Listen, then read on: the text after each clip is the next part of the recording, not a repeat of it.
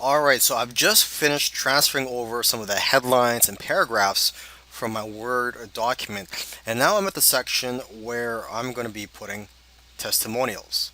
So with this sales page template, they already have a section for you to put your testimonials and the picture of the person giving the testimonial. Alright, so let's start with the testimonial headline. Just go to my Word document, and the headline is "You don't have to take my word for it." So I'll just paste that onto here, click Save, and I'm going to transfer these sentences onto here. Okay, so basically it says, "I've already slipped a secret to a select group of people, blah, blah, blah."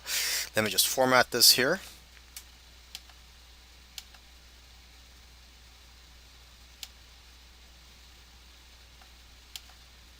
And click Save.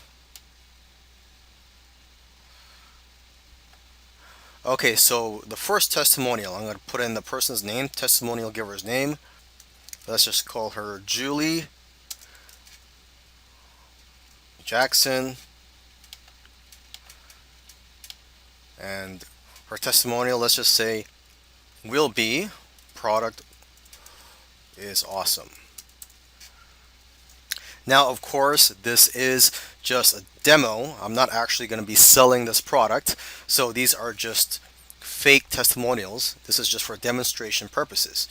Okay, now if we go here, well, we could just click on the entire box here, or click on this icon here, and you could change the image. And by now you should know how to change the image, as I've shown it already. And you could also go to advanced, and you could change the layout, say from text image to image text. So I've already shown that for the introductory section, but let's just put it back to the default. Okay, I'm going to click on save, and again here. Okay, now it looks like the testimonial actually goes here. So let me just edit this part here. Product is awesome. Okay, and I guess under the name I'll just put their occupation. Okay, so product is awesome. And now for the next person's testimonial, I learned a lot, and his name is Ted Smith.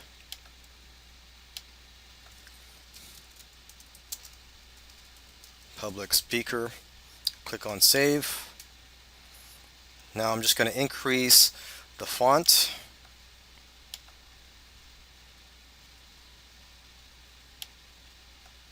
So by now, if you've been watching these videos, you can see that using ClickFunnels is very easy.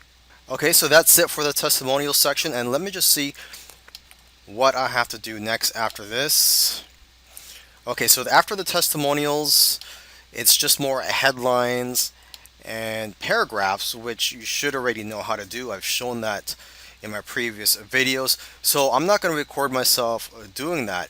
And in the next video, after I've done adding these without recording myself, in the next video I'm going to show you, let's see here, I'll just show you adding the buy button, and I think that will be the last thing I will show you for this sales page, but we will see. Okay, but for now, let me work on the next paragraphs and headlines, and I'll see you in the next video.